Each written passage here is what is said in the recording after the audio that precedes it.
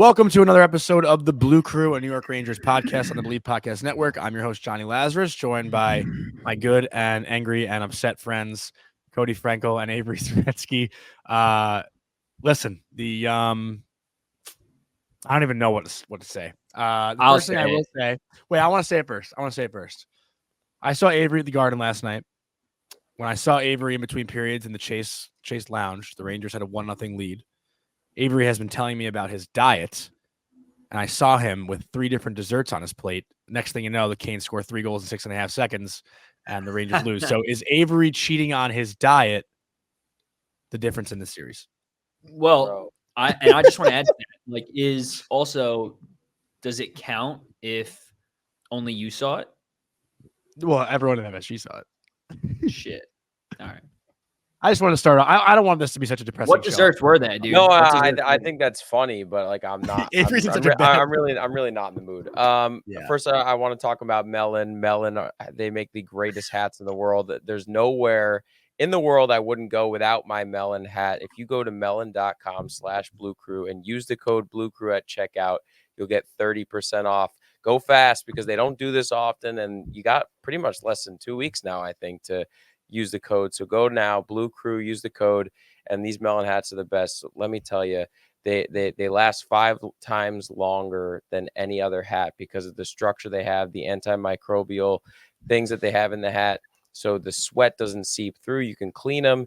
They have all different sizes. If you go on their website, melon.com, you can see their fit finder and find what's right for you. They're the best hats in the game. Johnny wears them. Cody wears them. Cody is the hat guy, and he doesn't go anywhere without his Melon either. So go get yours today. melon.com/bluecrew. Use the code. You're not wrong. I have an addiction. Hey, listen. Yes. If that's the worst addiction I have, then I'm winning in life. That's all I'm gonna say. That's true. Wait. That's true. Speaking of hats, and I know you want to talk about the Rangers, Johnny, and this correlates. Avery, do you think for Game 6 it's time we switch up our hat routine? Oh, I'm not. Yeah, I listen. I love the 99 hat. I love the 99 hat. I'm not wearing it next game. Yeah, I think it's dead. Well, I wanted to say none of this matters, dude. None of this matters. None of the shit that we do matters anymore, man. It doesn't matter. It doesn't matter. They have to go out and do it. These guys have to go out and do it. They have to figure it the fuck out. But whatever we do, just because I wear a fucking hat or a different sweatshirt every game, I hate that I'm cursing, but it just bothers me that I think this way. But they have to just go figure it out, because I can't sit in my room before the game and think that I got to wear a certain pair of socks or a certain jeans or a certain shirt in order for them to fucking win a game. I just need it to happen. Well, I actually forgot in Game 5 to fuck around with my Gensel voodoo doll, so I think that's why we lost. But I'm gonna bring it to the viewing party Game 6. So I was gonna say, do we want to talk about that also? Because Avery, I ran into Zaretsky after the game last night. He's in town for the full week. We should ask Ty if he wants to come to the viewing party on Thursday. But do you want to announce it, Avery?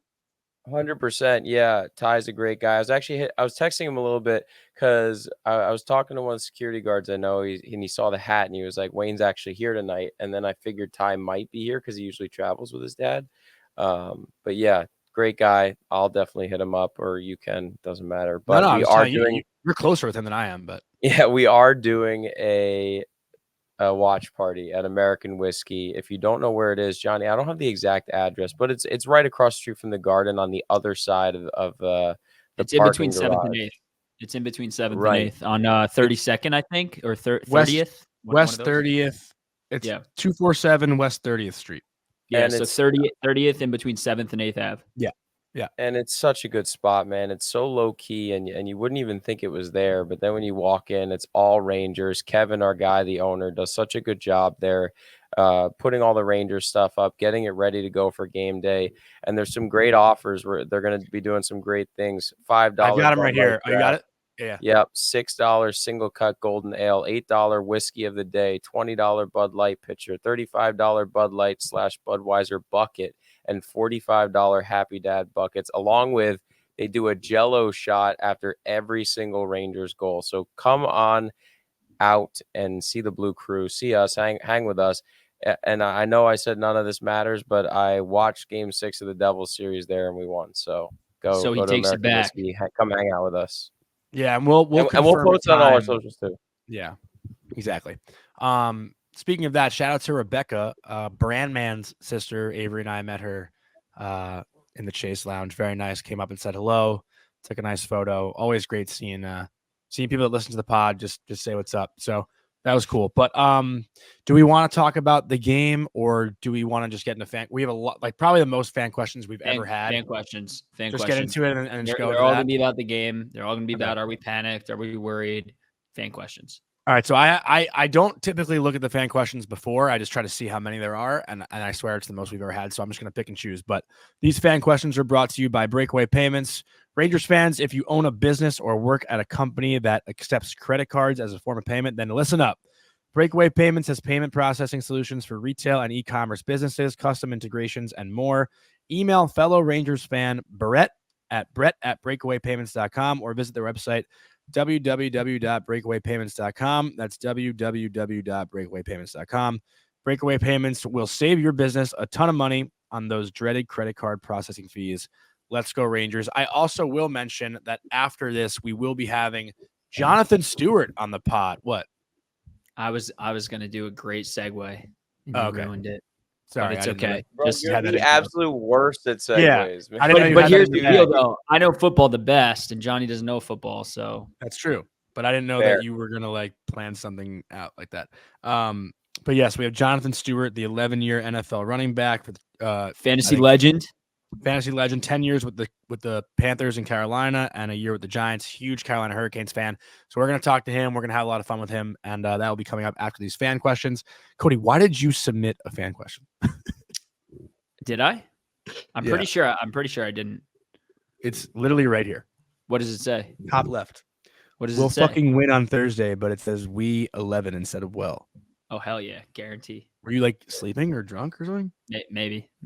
All right, well let's get into it. A lot of these are just kind of comments. It looks like. Let's find one here. Well prepared, Johnny, as always. I said I don't look to them. On Johnny. I don't look at them before. No, it's all good. All right, here we go. Goth Brooks RVA. Was that the softest third period you've ever seen in a possible elimination game? Shit effort tonight.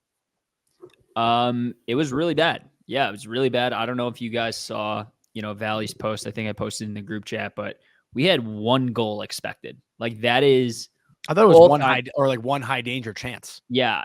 But like our expected goals was 1.01. And I don't think I've ever seen a Rangers game in my lifetime where we've had 1.01 expected goals in that entire game. Like that is just abysmal. I think we can all agree it was an abysmal effort by the Rangers. Like I don't think any of us would have been surprised if we entered the third period down 3-0. Somehow we were up 1-0. But it wasn't a good effort. Igor was great. Sole performer. That's the biggest thing about that game. I thought that was I think Valley said it too. Like Igor was so fucking good that was just a wasted performance. Like I actually, quick story. I was in the elevator going down to seat where I saw Avery in between the second and third, and Brian Boyle and John Gino were in there, and we were talking, and I was like, dude, I don't think Igor's going to let one up. Like he looks incredible. And Boiler kind of agreed. Like it just seemed like everything was trending in the Rangers direction, and when Trouba scored that goal, like it kind of felt like poetic justice. Like that would have been, had the Rangers held on to that would have been a goal that like we taught, like, oh, the Trouba goal, because like what a big time play from him after getting shit on by Ranger fans over and over and over again. And then obviously it doesn't go our way. I know Johnny kind of blamed you, but like, could we kind of turn the blame on him for reverse jinx, saying Igor's not going to let one up and then kind of lose the game? I don't know. Dude, none of this shit matters, man. Dude, you know what does matter, dude? Getting you on a plane back to Florida. Yeah. No, that doesn't matter. Get Avery the fuck out of here. Bro, you know how many times I've seen the Rangers win at Madison Square Garden? You know how many times I've seen them win at Madison Square Garden? I was at Stepan. I was at Marty St. Louis. I was at when they clinched to go to the Stanley Cup Finals. That's great. You've been gone all year, so stay the fuck away. Okay. Avery, I can't wait to see you Thursday. I'm going to give you a big hug. Yeah. Avery does look fucking skinny, though, I will say. He looks good. Next one. Shiv. Game felt more like the Rangers lost than Carolina won, right? Tampa Bay Lightning, New Jersey Devils flashbacks with the lack of effort. I mean, I don't know if you guys want to speak to that, but I don't think I think the Rangers lost and they didn't win. I mean, they didn't have offense, they didn't have defense. Like, however you want to say we're that. We're quoting that. I think the Rangers lost and didn't win. Yeah, That's fucking all-time Cody quote. It's like a Rod Brindamore, like, oh, we lost, we got swept, but we didn't lose. I'm actually tweeting that right now from our account. I mean, what else can you say about that performance? I mean, they just were fucking I know what you're saying. I know what you're saying. Like, they didn't really do much. They didn't do anything. Yeah. Igor was like, listen, if you want to talk about guys like, shooting their shot and going for chances, like maybe you can throw Roslovic's name in there last night. But like, dude, other than him and Igor, like, I don't think anybody did anything. I mean, everybody was just awful. My thing is that there was all time. I think the Rangers lost and didn't win. Fucking A, man. I can't get over that, dude. That's so good. To me, the thing that bothered me the most is there was just no in-game adjustments. There was nothing. Every single puck that got rimmed around, Carolina would pinch and they would get it. We didn't get it past them once. It felt like for 10-15 minutes in the second period, we couldn't get anything going. It felt like there was just a wall between our blue line and the red line. Well, here's the thing too, which is my concern. Last year with the Devils, the thing that went south was like the Rangers power play just went stale, right? Like it dried up. Mm-hmm. And you look at the last 3 games, the Rangers are now 0 for their last 8 on the power play. Yeah. And their power play last night was probably the worst I've ever seen it in the last 3 years with this unit. They could not enter the zone possession. They couldn't set anything up. Panarin had a really rough game. I thought Panarin, that was a bad one. Then, I said this. Sorry, Avery. I'm sorry, but I just need to say, like I said this last game, dude, if they're taking away his ability to make plays and suffocating him, and they figured him what he's doing out, and that is going to be so bad for us on Thursday if he can't find a way, because he needs to generate that space to be a successful player and make moves and make plays and bob and weave, and they're just cutting him off, and it's bad. It's bad. Their first shift, though, that line's first shift was amazing. So what Panarin's so good at is popping up high in the slot and becoming a third defenseman. It's it's something called the high roller, where you kind of get the defenseman chasing you, and then you do switches, you crisscross with the defenseman, you activate them, you make them somewhat interchangeable, and that's what gets Carolina scrambling in their D zone. And the Rangers, the Trocheck line did that so well in the first shift. I was like, oh my God, they're buzzing right now. This is going to be a total wake-up call from the last game, because Panarin in the last 2 games now, he's -5, 2 shots on goal in the last 2 games. They got to find a way to get back to that. And this was a concern going into the playoffs at 5-5, was if the Panarin line, the Trocheck Lafreniere line isn't going to score goals, who is? And you look at the last couple goal scorers. the last 3 goal scorers, I guess. Well, no, Lafreniere scored 1, but it's Will Cooley, Barclay Goodrow, Lafreniere, and Jacob Trouba. Those are the last 4 goal scorers in 2 games. Yeah, I think it's tough to be so critical of the big guys because they've been so good to this point. But the last 2 games, we have to be. We have no. If you want to win a cup, you need Mika, you need Kreider, you need Panarin. You need at least 2 out of our 4 big guys to contribute. I'm putting Fox aside because he's clearly hurt, and we're just not going to get it from him. It is what it is. I've come to terms with, we're not going to get what we need from Fox, but he's out there. Yes, he's making mistakes, but he's at least out there trying to fucking play at 60% or whatever he is. He's clearly hurt, but dude, in terms of offense, I mean, we need 2 of our 4 guys to show up on Thursday. Otherwise, we're cooked. And sorry, Abe, I know you wanted to talk, so go off, King. Yeah. No, I was going to say, we finally get that one power play where it was oh my God, we're back. And then the guy breaks his stick, and we're it's basically a 5-on-3. And then Mika just fumble fucks the puck. Yeah. Oh, he looked, he was laboring something too, though. He went down so awkwardly on that. Was that when he got cross-checked in the back? I think so. Yeah. By Brent Burns and the refs. He was in a lot of pain. Yeah, Burns hit him and broke his stick. That's why. Right before he made that play. Was the same. I didn't know that was the same play. All right, then I guess that was right before he turned the puck over. Yeah, even so. And then I think one of the biggest underlying issues that's been happening is Vinny Trocheck is just getting abused at the dot with Jordan Staal, man. Jordan Staal is just such a bigger body, and he's just winning every single key draw, whether it's in our D zone or offensive zone, it feels like we haven't won a good offensive draw in 2 games. Well, the Rangers were good at the dot in the first part of the game. Yeah, Mika played really well. Mika was like 5 for 5 after the first period on draws. Yeah, but in terms of Trocheck, I agree. I mean, Trocheck's our faceoff guy. Like Mika's usually the one who kind of loses the faceoffs, and Trocheck wins them, and it's kind of a reversal. And I totally agree with what you're saying. And dude, they just, I don't know, man. I don't know. Like every single big draw, that Carolina has, Jordan Staal's on the ice, and he wins. But none of their goals came on faceoffs last night. I know, but I'm just saying, like, the way that Rangers operate and the way it works well is when we win a draw and get possession. We're a really good possession team when we get the puck. But when we're fumbling around and we can't win the wall battles, which has been the constant issue of these last couple games, we're just not going to win games. We're just not getting to the puck first. Mm-hmm. The best chance that we have at getting to the puck first is winning an offensive zone draw, and we're just not doing that. Yeah, they need a jolt. And can I say something crazy, and then we can continue fan questions? Yeah. Like, I'm ready. This might be a hot take, but like I'm ready to fire Gustafsson off to the sun and start Zach Jones. Like a dead serious, dude. I think most people would agree. He has been abysmal this entire series, and just like he's just not it. He's getting dominated in every facet of the game. Like he's losing. He has the puck. He's creating turnovers. He's just not playing smart hockey. And I think like Jones, he might not be the best player, but like he'll be more conservative. He won't make mistakes. Like, I need to see Zach Jones in Game 6. I don't know if they'll do it. I don't know if Lavi has the guts to do it, but if that's me, I'm playing Zach Jones in Game 6. I don't think that's a hot take. I think a lot of people would agree with you. Just as far as Jones' puck moving ability too, because we've seen now Gustafsson and Trouba turn the puck over a lot, and it bites them in the ass. Yeah. But we got another question here from Sophie Nesnek. At the Garden tonight, fans started booing the power play in the third. Is it fair to boo them? 100%.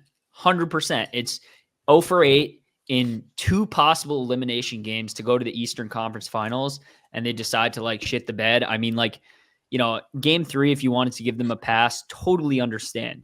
But dude, they didn't give us any effort. I mean, I think we can all agree, like watching that power play and watching them in general yesterday was just really tough because they just weren't trying. Like, I don't know if they were gassed or what it was, but they just weren't trying. And I get it from a fan's perspective. Look at the playoff tickets, dude, $400 just to get into the Garden. I mean, can you imagine paying? I know, Johnny, you got your press pass. I know, Avery, you got your season seats. Can you imagine paying $400 to fucking watch that game yesterday? I would have literally broke my TV. I'm just saying it. Yeah. And, something I asked Laviolette in the post game, typically the team that has better effort and execution is the team that's going to win.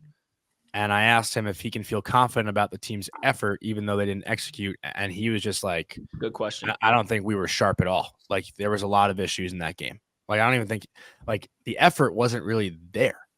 And that's the scary thing, but it's also the positive thing. And this is kind of the way I've been talking about it.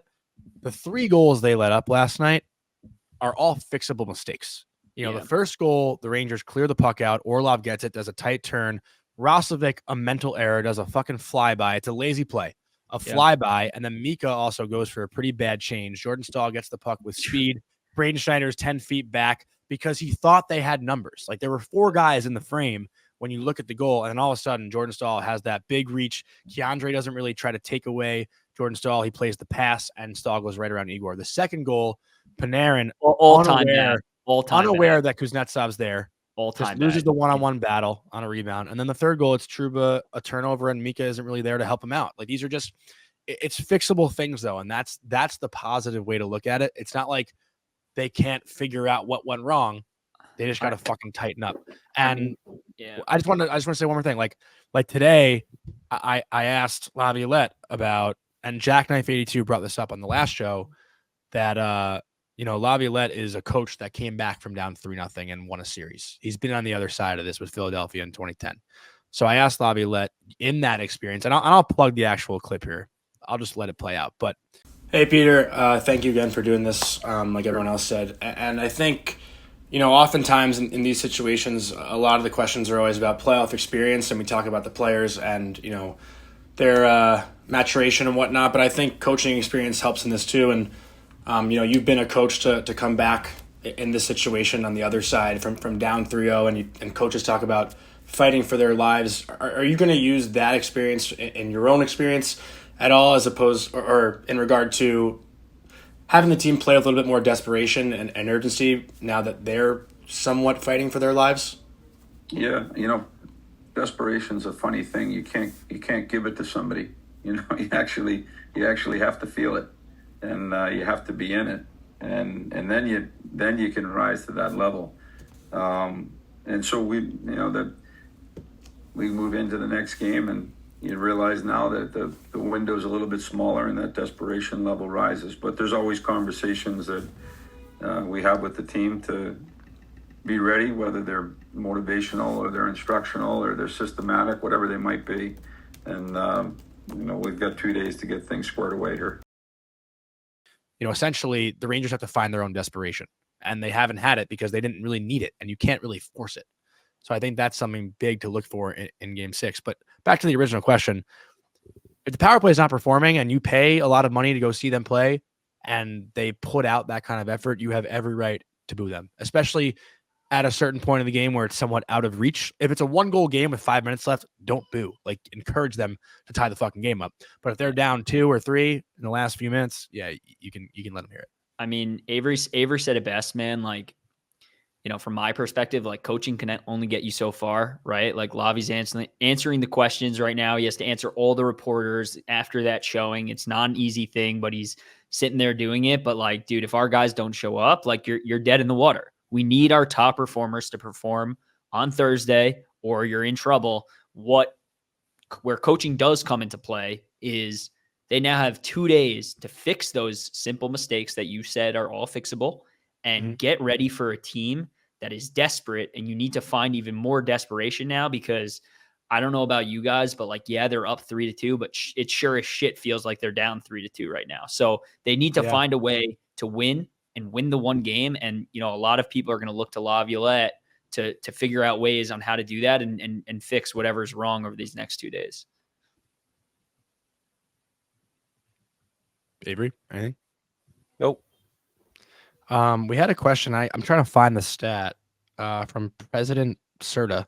Correct me if I'm wrong, but I don't think we lost 3 games in a row this year. Maybe once. I can't find it. It doesn't feel like we did. I was thinking about that today.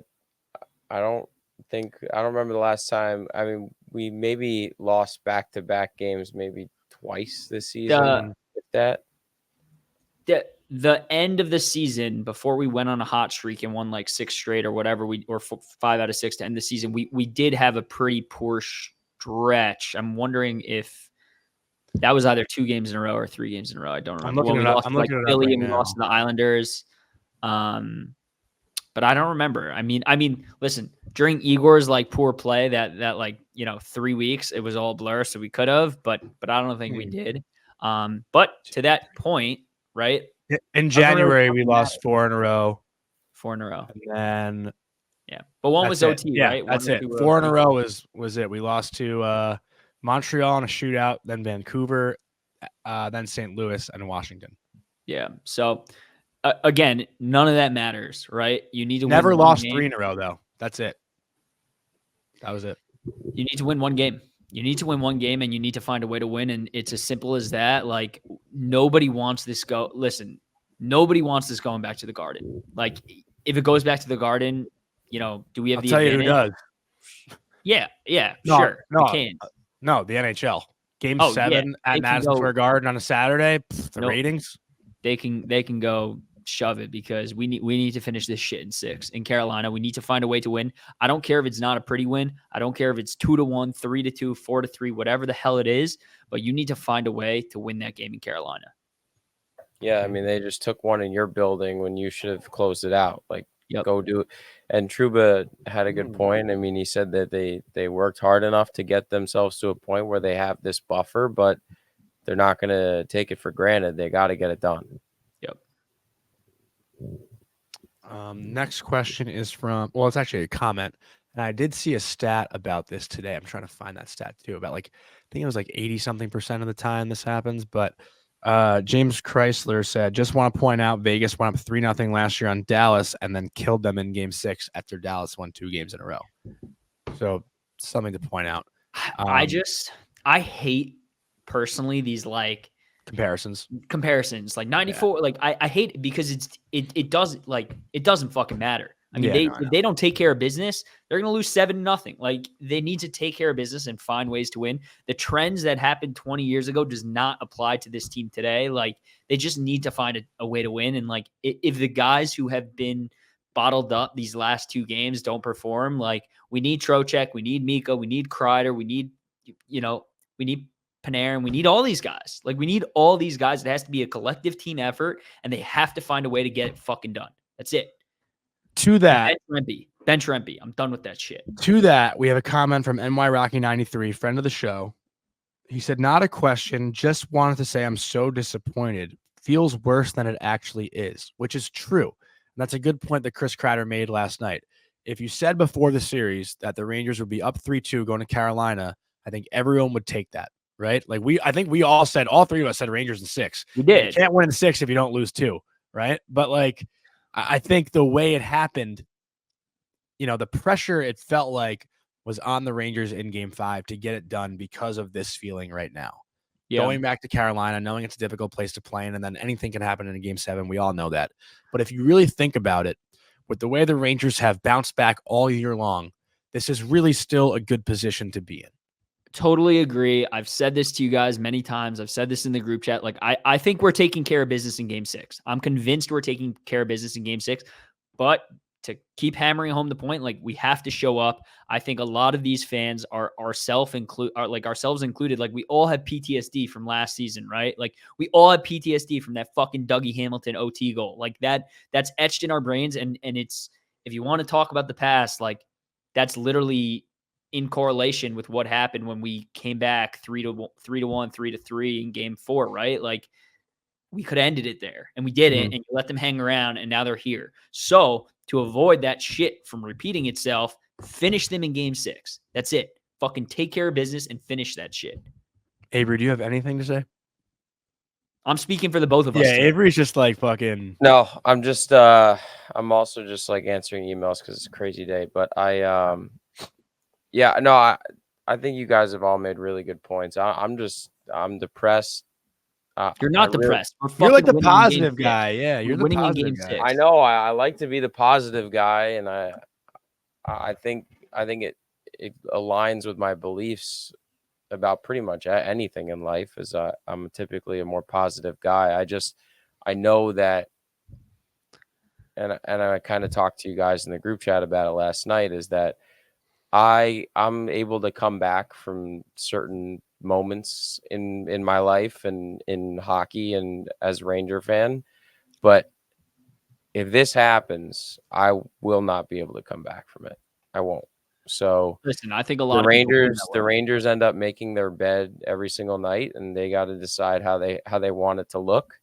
And if they find a way to choke this series out, I don't know if I can look at that bed anymore. There's another analogy, but I just don't. I don't know. Avery's sleeping outside. He's gonna be sleeping outside. Yeah, that was way better than Cody's. They didn't. What is it? The Rangers no, lost. That analogy was fucking awesome. It was true. They didn't.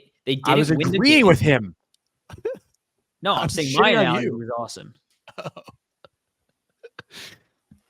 Cody, I think on Thursday night at American Whiskey, you should grab the microphone and give a pump up speech before the game starts. Dude, I fucking will. All right, but I'm actually going to come late, so like I might miss the first 2 minutes of the game. All right, let's do a couple more. Shane Bullen, hypothetically, if it gets to a game 7 and Hedl can't go, do you think we see Wheeler? So this is something that came up in Laviolette's Zoom press conference today. Wheeler is not up to game speed yet. They're trying to put him in a position to be successful, but he is a full go in practice. That said, I don't think they would throw him into a fire like this. He hasn't played since February. And Wheeler is typically a step behind to begin with, so I wouldn't expect to see Blake Wheeler. That said, do you think we see Brodzinski again in game 6 if Hedl is not playing? Because Rempe at this point, hope not. I would not Brodzinski, dude. Fucking throwing Othman, dude. What are you talking about? Throwing Othman, dude. He's going to give you more than Brodzinski's going to give you. Or Edstrom. Don't care. Like, listen, Brzezinski's a great guy. Great guy. You're a Brad's hater? No, I'm not. He's a hardworking hockey player. Like, I respect the hell out of him. But I think against a team like fucking Carolina, dude, he's just not going to be effective. Like, he zips around. Yes, sure. But like, he's just not going to be like, they need more than that. Especially knowing like now you have to mess with the fourth line and the third line and all. Like, I don't know, man. I just think they need, right? Carolina adjusted their game, gave themselves a little like push, whatever it was. I don't think they adjusted their game really. It just pucks went in for them finally. No, I'm saying they switched their goalie. Is like they gave themselves a little jolt at some point, and then they went back to Freddie. Sure, the last two games, I know their goal, whatever, but it gave them the jolt they need to like wake up a little bit. I think we need something like that. Like whether it's, and listen, I'm not saying make a million switches, whatever. Like whether it's playing Jones, whether it's playing Edstrom, whether it's playing Offman, like give me something. Offman is not playing. What the fuck? Shut up. He's playing. Give me something to get this team going because it's what they're doing is not working. Well, your stupidity just cheered Avery up, so good for you on that. I genuinely. I'm gonna give you a fucking noogie on Thursday, bro. I genuinely think it don't matter. They could put any of the three of us in the fourth line spot. It really matters if the top guys are going to perform. That's just my opinion. All right. Well, this question goes into that. Richie McKenna, a friend of the show, with Rempe getting 5 minutes tonight, is it time to go 11 forward, 7D to give Jones some run? Well, we've been going 11 forwards pretty much every night if Rempe's playing. So in the second half of the game, Rempe's been getting like 6 minutes, dude. Yeah, and I think we were obviously correct in the fact that you put him in for the MSG factor, right? Like he definitely brings that and keeps the crowd in it. But last night, dude, Avery at 4-1 when the fans are chanting "We want Rempe," I was like, "Get the fuck out of here!" What are we? Like, that's not the MSG that I know. Yeah. I will say, I agree though. I think that you add the extra defenseman to have that option because the Rangers have just been playing with 11 forwards for pretty much no reason. We know that there's a MSG factor with Rempe, but to only play him 4 or 5 minutes a game and have that extra spot just wasted away, it's so crucial in the playoffs. Let them cook, bro. They're trying to win. They're trying to win in their own. Are they? Yeah, they're playing the Hershey. They're playing the Hershey Bears. Yeah, they're grinding. Oh, I thought you were talking about the Rangers. I was talking to Prisky today, Avery. I'm gonna go try to see a Wolfpack Bears game. He's playing for Hershey. Offman's not playing. I'm just messing around. But I would love to see Jones. I really would love to see Jones. Like Rempe can't play. And if Heedle's not a go, it's obviously Brzezinski. Like that's it. That's your forwards, right? It's if Heedle can go, it's Heedle. If he can't go, you got to go Brzezinski, bench Rempe. But from a D perspective, like you can play Jones. He's ready to fucking play. He's better than Gustafsson is, and he's going to give you the necessary boost you need. And he's a puck-moving defenseman, which you love to see in the fucking playoffs. So play Jones. It's as simple as that. Yeah, I think you're going to at least see him in warm-ups on Thursday. No doubt. I'm trying to find one more good one. And Johnny, get a haircut. All right, keep going. I think that might really be it. Let's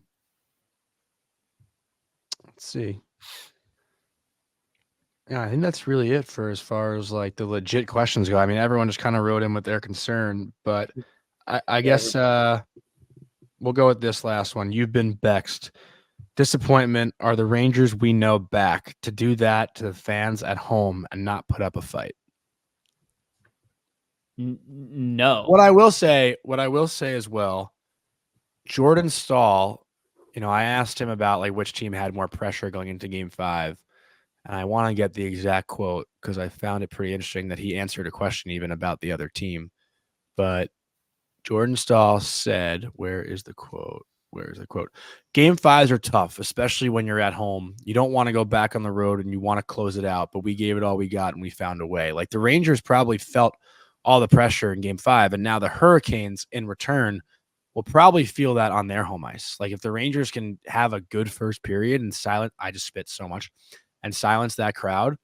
Like sometimes, people talk about home ice advantage, but a lot of players have said you feel more pressure at home because you have to perform in front of your home crowd, So sometimes it can backfire. And you don't have to. What? You don't have to perform in front of your home crowd. We just didn't. Yeah, the Rangers have closed it out in Carolina. We've seen them do it. I agree with what Johnny's saying. I think it's so important to win that first period, and they've done it. They've done it in games before, and they can do it again. The only bright spot I have for me right now is that when we did our series preview, I did say Rangers in 6. So we all did. We all did. All three of us. So that's all right. Well, that's all we got for fan questions. Dom. We got Jonathan Stewart coming up here shortly. Any final thoughts before we kick it over to him? Do you want to mention American Whiskey one more time? That was my plan. Make sure you guys come out, hang out with us, American Whiskey. I will promise I will be in better spirits, especially around all you guys. And I want to pack the place, man. If you're in New York City or in the New Jersey, Hoboken area and you want to come on over, hang out, listen, it's going to be a great time. We're fun to be around. It's going to be great. So definitely come out. Johnny, what's the address again? American Whiskey. It is 247 West 30th Street. 247 West 30th Street. Come out. Free Jello shots every time the Rangers score. They're going to score 7 goals, so get ready to take some Jello shots. And some great deals on the docket. You just check out all our socials. We'll be posting it everywhere. So can't wait for that. Can't wait to see you guys. It was great to see you last night, Johnny. You look good. Yeah. You got the beard going. You too, Ave. That was nice. All right. Well, with that, let's send it over to Jonathan Stewart. This week on the Blue Crew, it is an absolute honor to welcome on an 11-year NFL running back with the Carolina Panthers and 1 year with the New York Giants, a 2015 Pro Bowler, participated in Super Bowl 50, and the host of the Believe in Panthers and Going Long podcast. Welcome to the show, Carolina Hurricanes fan, Jonathan Stewart. Jay Stu, what's going on? Nothing much. Thanks for having me. I'm new to the hockey world, so this is great. Well, I imagine the vibes in Carolina are a little bit higher than the vibes in New York right now because we're all in panic mode, and I think you guys are in celebration mode. What's going on? Well, I think what you guys are going through right now, being 3-0 in the series at one point, and now you're, left thinking to yourself, how did I get here? I think right now it's just about, finishing at the end of the day, right? You got to continue to apply pressure. And you got to apply pressure before the other team does. So it's interesting, man. I'm just glad that I get an opportunity to see the Hurricanes play again. So are you doing the siren for Game 6? Yeah, I'm doing this. I'm doing the siren. Oh shit. They're good luck charm. We got to break that luck. Well, hopefully, there's not a triple overtime like there was last time I was there. It was interesting. Game?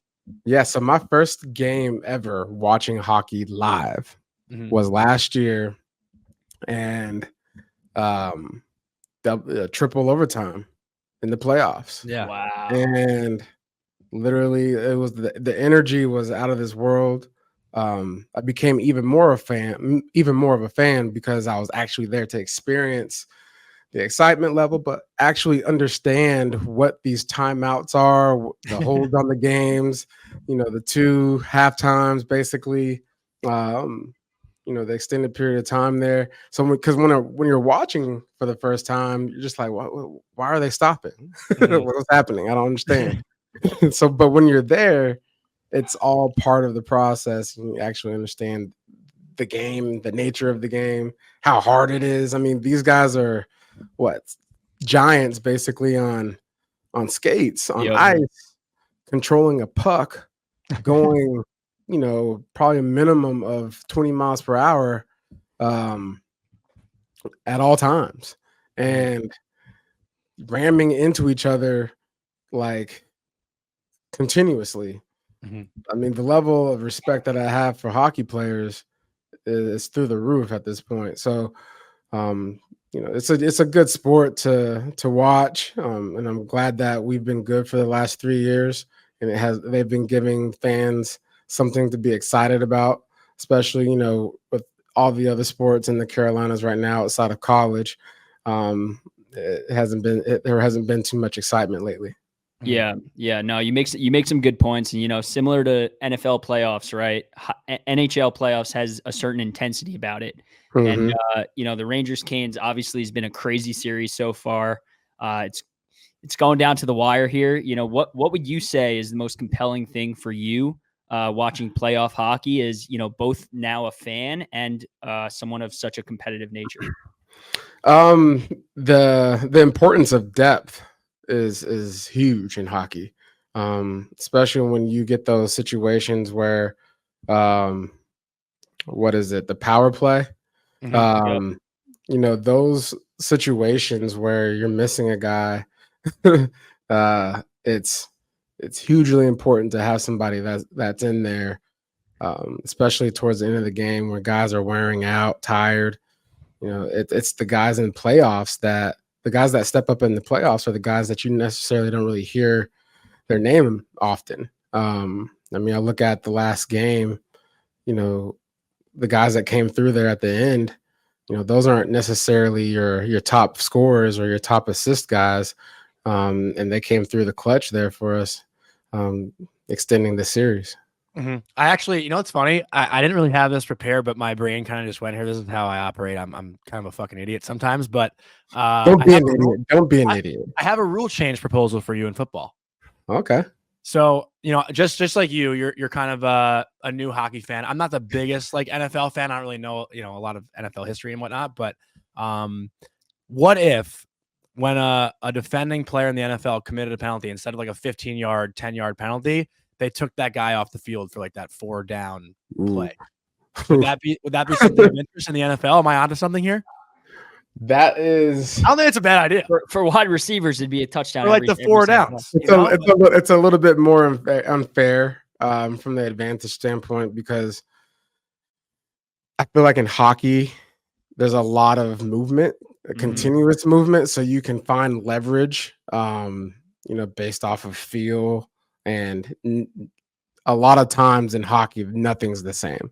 Mm-hmm. Whereas at least in football, you line up to the line of scrimmage, you know, we start with there's a starting point every play. So we can adjust, we can make adjustments, offensive coordinator, defense coordinator make adjustments, and we can find leverage through adjustments. It's an automatic leverage point if you're missing a guy on the field. But isn't that, you know, it's like an NFL power play. Especially if the quarterback commits that penalty, for sure. Maybe like a kickoff return or something like that could be streamed as one less guy. Change. Yeah, one less guy. All right, so it wasn't that stupid of an idea. It wasn't that stupid, but you know, we'll let the viewers, you know, determine that fact. If it's stupid or not. It's got legs. It's got legs. Exactly. But Jay Stu, unlike Johnny, I am a big football guy, and you know, where have you been, Johnny? You've been living under a rock. I watch. But you know, football is the number one, you know, sport in America. Yeah, I'm a hockey guy through and through. You know, okay. A little basketball. I've been to, you know, a bunch of NFL games too. I'm like a football hater.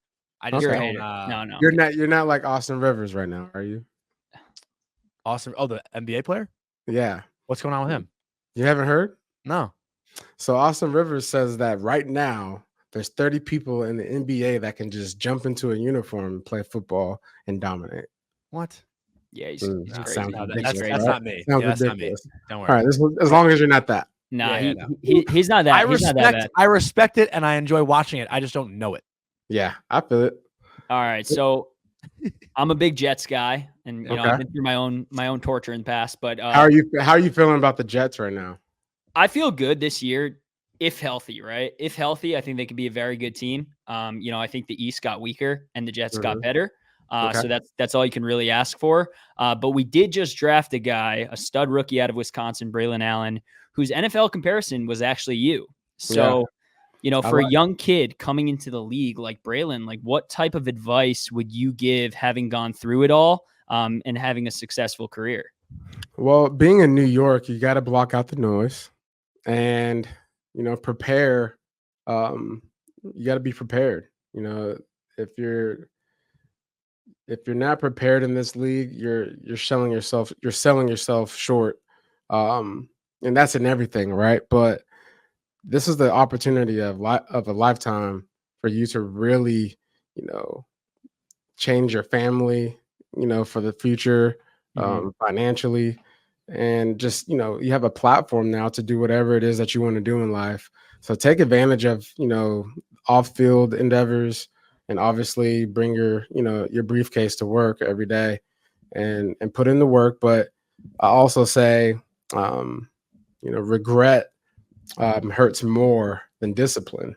Mm-hmm. So do it right there and then. Whatever it is that you have to do, don't wait on it. Do it there.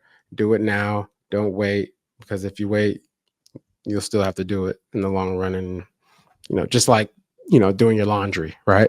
Yeah, exactly. If you just do your laundry right there and then, you don't have to do it because it's gonna have to get done. Yeah. So just do it now. So just have the discipline. And if it hurts, if it feels like it hurts in those moments of, oh man, I got to get up and I already worked out today. It will hurt way worse when you're in the moment and you prove yourself to be exposed, basically. Yeah. And a thought just actually came into my head when you said opportunity of a lifetime. Being a running back, like, how do you feel about finally this offseason running backs getting paid? I feel like it's the first time that all these elite running backs went to different teams. I feel like there was 7 or 8. I mean, there was Pollard, Eckler, tons of them. And, each one finally got paid and broke that mold. And I know for a long time, that was like an ongoing issue with running backs. His thoughts are smarter than mine. Exactly. Well, I obviously think that, I think the game is changing as a whole. And I think it's changing for, good reason. Fans want to see scoring and all that type of stuff. So you're definitely putting your money in the quarterback lane. You're putting your money in the pass rushing lane, and at the receiver position. I definitely think, running backs, if you think about running backs, you think about football in general, and not just because I'm a running back per se, like it's because it's what makes the game special. If you talk about a guy catching a ball, what's special about the guy that catches the ball? Whether or not he gets yak, yards after catch. Mm-hmm. When the guy gets yards after catch, that means he's running the ball. And what's cool about a ball carrier being able to do special things in the open field against, defenders, it's the unpredictable sense of the game that's where it is. It's not in the passing game. It's not in anything else besides the ball carrier. So the running back position is the DNA of football, in my opinion. It's the unpredictable things that happen. Oh, he jumped over a guy. Wow, that was amazing. It was in the middle of the A gap, and he jumped over and rushed for 15 more yards. Stuff like that, and you got special athletes out there, especially in this recruiting class or this draft class that just came out. Jonathan Brooks, Carolina Panthers drafted him. When he gets, fully healthy, this is a guy that you're going to be able to see and relate to the guys of Jamal Charles. Remember seeing him and how explosive it was watching him having the ball in his hands at any point in time. It's a home run hitter, from any point of the field. And, you got the likes of Christian McCaffrey, Saquon Barkley. Finally, Saquon Barkley is in a situation that he is actually going to be able to, have the assets around him, the pieces around him to really make, his engine go, if that makes any sense. Because you're in New York and you're stunted in certain ways with the guys that are around you and the offense and how that's being led, in the quarterback position. So you now have got Jalen Hurts, you got all these weapons around you. You're not the focal point all the time. And you're basically going to see teams try to implement what the 49ers do. Because you can't implement what Patrick Mahomes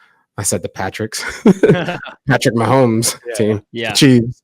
Yeah. You can't really implement what the Chiefs do because they have Patrick Mahomes, and you can only do that if you have a Patrick Mahomes. So you got to implement the next best thing, which is a really solid quarterback in Purdy, and then you have a lot of offensive weapons on his radar, and then you have a defensive side that just balls out. So you have a balanced offense and you play defense.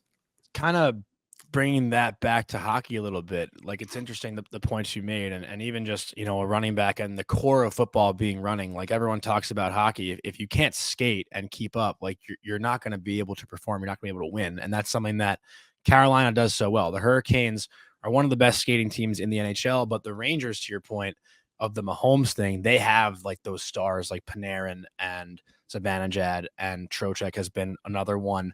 And you have the experience of being a big gun on your team, right? Like going into Super Bowl 50, you, Cam Newton, Kuechly, right? Kuechly? Damn it. All right. Shit. I do remember him. Luke Kuechly. Hell of a player, right? Hell of a player. You better get his name right. Yeah, no disrespect. I didn't mean to disrespect. But you know what I mean? Like the Rangers now, and this is something where you can relate to, the last 2 games, the big guys, quiet. They didn't show up. And the Rangers need them to do that in order to win this game. They've had 2 days of rest going into game 6. Super Bowl, you get 2 weeks going into the big game. It's a little bit, obviously the timing's a little bit different, but it's more time to think about the game. And when the pressure is somewhat on your shoulders as an athlete, how challenging can it be? Or what is something that you did maybe to not like bottle it, but to, I guess, channel it and try to use it? Yeah. Post football, I learned that I have the elite ability to what's the word? Categorize, not categorize, but basically put things on the back burner. There's I don't know what that word would be. Prioritize. Not prioritize, but it's literally taking something that is a problem or that is in your head all the time and just taking it and throwing it away. That's called ignoring it. Perseverance? I don't know. Jeez. All right. When I think about it later, I'll tell you. But basically, the ability to block out the noise and whatever is in front of you, that's the only thing that matters. And for those guys, you have to decide, how can I make my environment on a daily basis the thing that's in front of me? But also, too, not making it not putting all the pressure on you. Let the game come to you. You know what I'm saying? Like, it's not all on you. The Carolina Hurricanes are proving that. You got a depth chart. You got guys that you practice with every day. Depend on those guys. Set those guys up. Figure out, okay, if all eyes are on me, how can I make the team better by basically playing into that? Lean into those moments. And then also, too, when the game comes to you, you've already been leaning in. You're not stressed. The ball's in your hand. The puck's in, at your, what's it called? The puck is there. Like, the game comes to you. I don't want to give any advice to these guys, but in big moments like this, you see in the playoffs right now in the NBA, your team is going to win the championship if your good players are playing good. Period. I mean, you see the Dallas Mavericks, you see the Minnesota team. When their stars are playing at an elite level, there's no question who's the better team out there. And so you're saying the Rangers. The Rangers are the best, as far as like their depth chart on the starting level. Yeah. But I got where's the guys that are silent, that have been silent all year? It's your turn to step up. You get paid too. So it doesn't just have to always be the star studs that are making these plays and coming in through clutch. But I would say, in these big moments, one of the things that I learned from the Super Bowl, it's not just a game. It's not just an ordinary game. It's so funny because everyone says it's just a game, right? Yeah, it's not, and you shouldn't treat it as such. I think the playoffs, the year we went to Super Bowl, the playoffs, we treated those playoff games like they were Super Bowl games. Like the excitement and obviously it helps when you're playing at home and you have the home field advantage and you're cheering, your fans are cheering their excitement, the week leading up to that, a lot of build up. You have to treat this like this is the absolute, this is the Stanley Cup. This is it. Yeah. Every game is it. And from the standpoint too, from a football world, every game could be it for you. That's how I viewed it, because you can get injured. It could be a season-ending injury. And so the mindset has to be, this is it. I need to go out there and be prepared so that way I'm not exposed, and lean in to what they're giving me. And then once you understand what they're giving you, then you just infiltrate the space and then you make it go. Like if I understand that if a defense is basically, all right, they're 8 men in the box, there is no space to run. So what I'm going to do for the first quarter and the second quarter and the third quarter, I'm going to hit that hole as hard as I can. And eventually it's going to come down, because that fourth quarter comes around and somehow it's still a close game, or we got the lead. That's when I break one. You just got to continue to knock on the door. And when the person answers, they're not going to be ready for it. Yeah. Yeah. And well, first and foremost, I think we're both very happy you agree with us, Rangers in 6, but no, I'm not agreeing with you at all, because this is what's really cool. Like, what's cool about these series is you get to play these teams over and over and over until, you get a winner. What I like about what the Carolina Hurricanes have been doing is they've been shooting their shots. I mean, they're putting up about 40 shots a game, right? A lot of shots. So you're shooting your shot, and eventually one's going to go. So your goalie right now, last game, he was tripping. He had a bad game, right? Well, no, he had a good game. He had a good first 2 periods in the defense third sucked. Yeah. Defense sucked. He didn't finish. Yeah. Right? Because the previous games, he was out there collecting rent on all those pucks. Right? So what I like to see is the Hurricanes basically continue to tag on their finishing approach. But I want to see them activate in that second period, because there's a lot of dead silence. And, I feel like it's in hockey in general, maybe like the second period, it's just like, transitional moment or something. Yeah, it's a different game. Where it's like, let's just play defense and steady, and let's not mess up, basically. Yeah. And then the third series, you basically, hey, you got to get it how you can, right? And so I like that, we finished strong, but I want to see that carryover through the first period. But I also want it to bleed into the second period, where you basically are at home. This is your last game playing at home in front of your fans, possibly, right? So you got to leave it all out there. Second period, let's come with some heat, catch them on their toes, and so, or keep them on their toes, put them on their heels.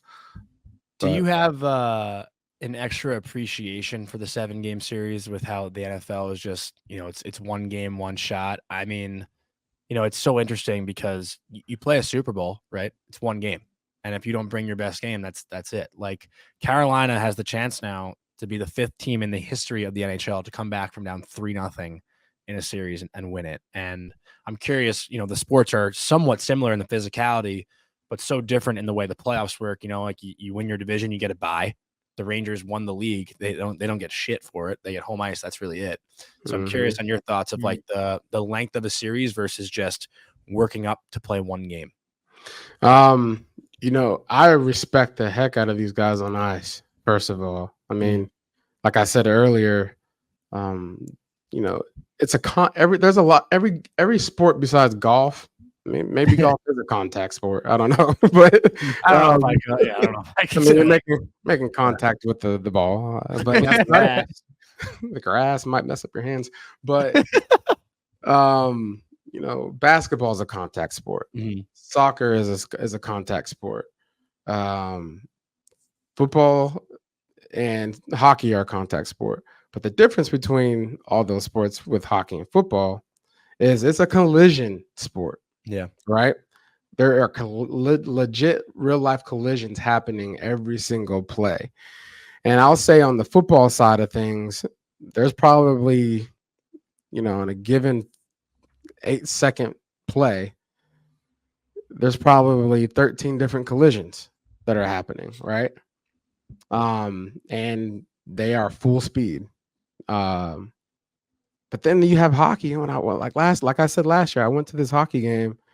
I'm like, man, this is continuous collision. It's exhausting. Collision, after collision after collision, and not just with the player, but with the side rails there, and you're on the ice, so like my body just aches thinking about it.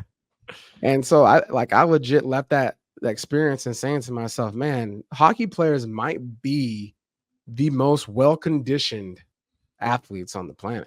In my opinion. I mean, obviously you have long distance runners and all that kind of stuff, but in the sense of condition, meaning that you can go through all these collisions, come back a day later and play another game like this and just continue the collisions over and over.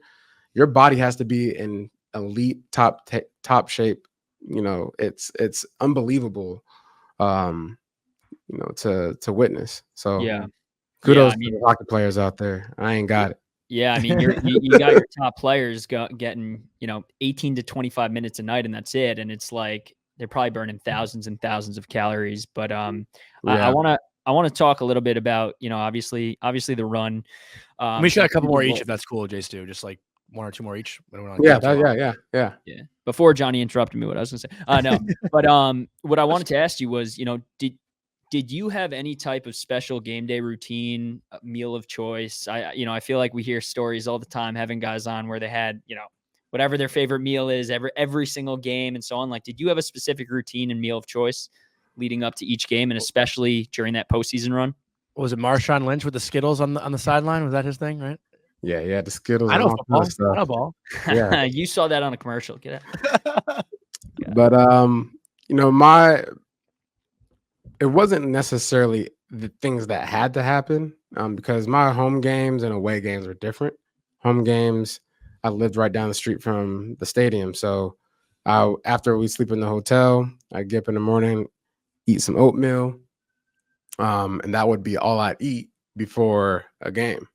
Wow. If it was a 1 o'clock showing, I would just eat a big bowl of oatmeal and pound a bunch of water, have some orange juice, but then I'd come back to my condo and I'd play the piano for a little bit because I had a piano in my condo, and it's basically big music guy. And so, but just basically tap into another top part of my brain, which is trying to find some flow state, and on away games, I would basically just listen to tunes right on the bus on the way to the stadium, because it was about a 30-minute drive, and I would start my morning off a little later on away games. But basically it's all about finding that flow state, because you don't want to be too high, you don't want to be too low, you want to be able to just rise steady to where it's by the third quarter you're not all out of energy. So it's a lot of I'm a big self-preservation guy.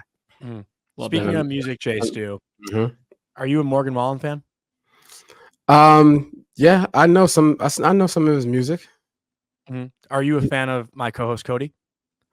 Yeah, I should be.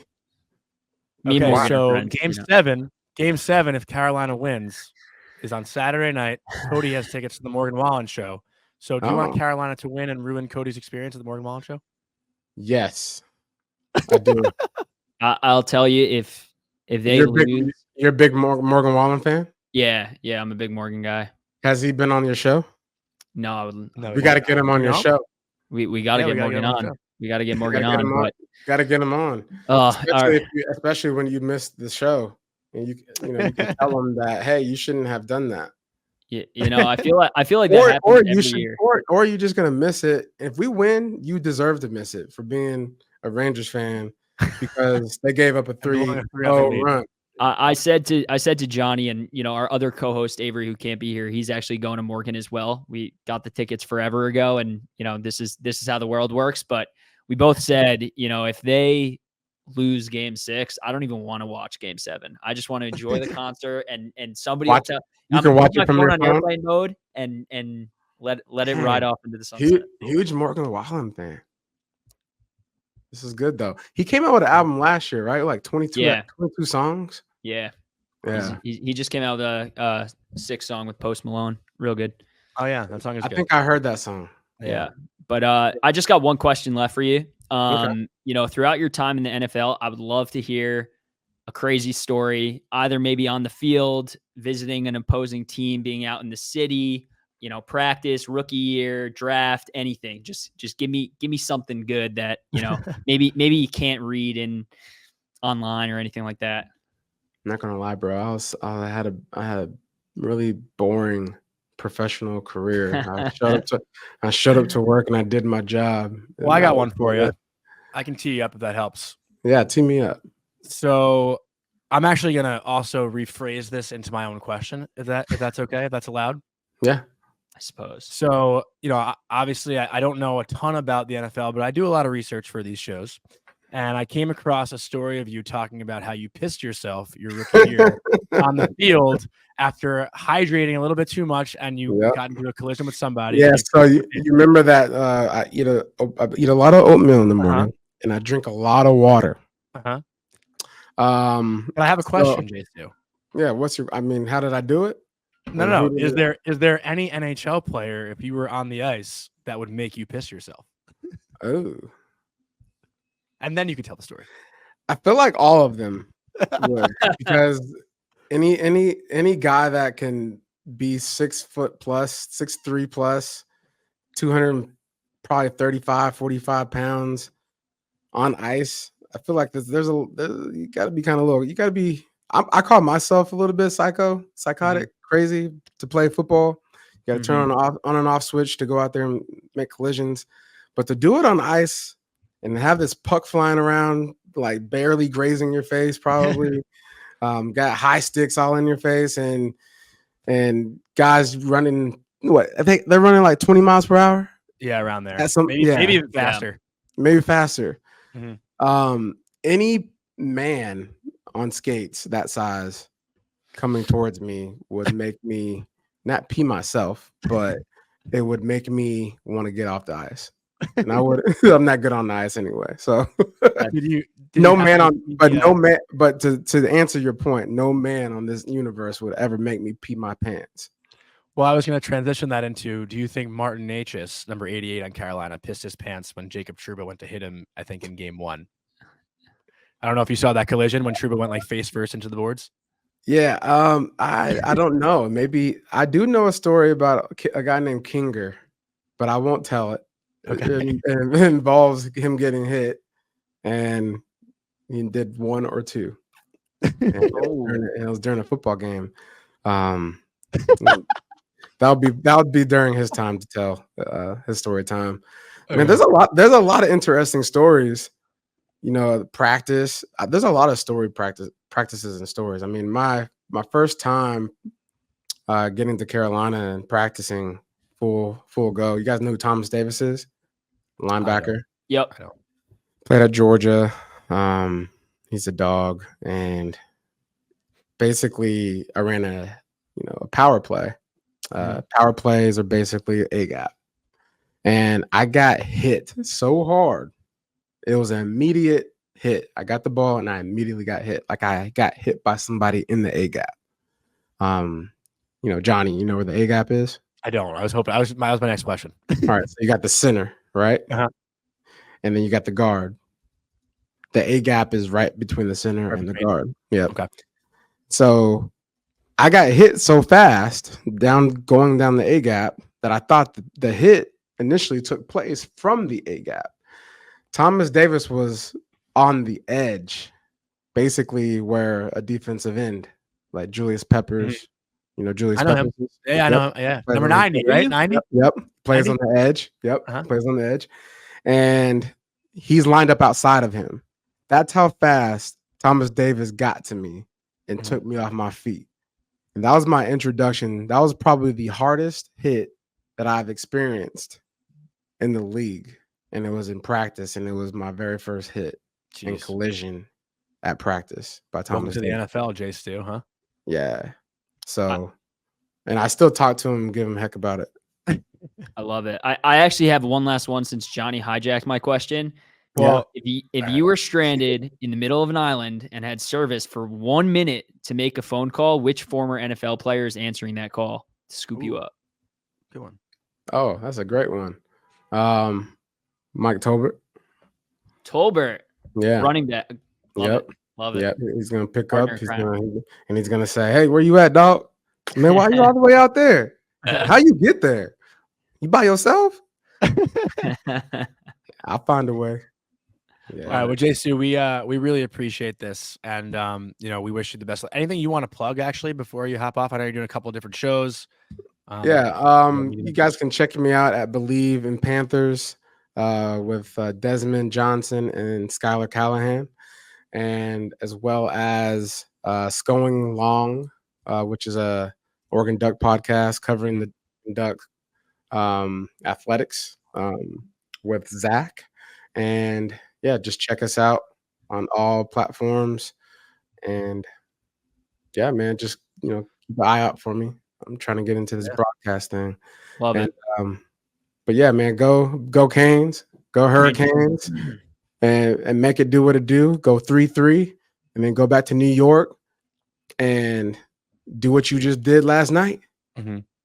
What I actually will say, Rangers in 6. What I will say before you go, I think when it comes to NFL players with probably teams that they've played with the best uniforms, Oregon Ducks and Carolina Panthers has to be top two in both, right?